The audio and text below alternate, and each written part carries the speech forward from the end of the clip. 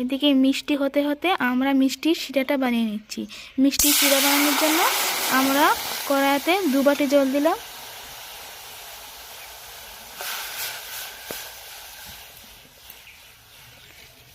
এক বাটি চিনি,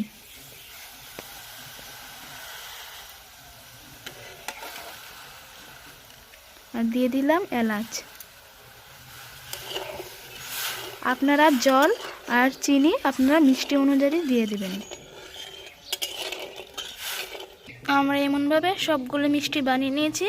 এদিকে শিরাটাও হয়ে গেছে মিষ্টি।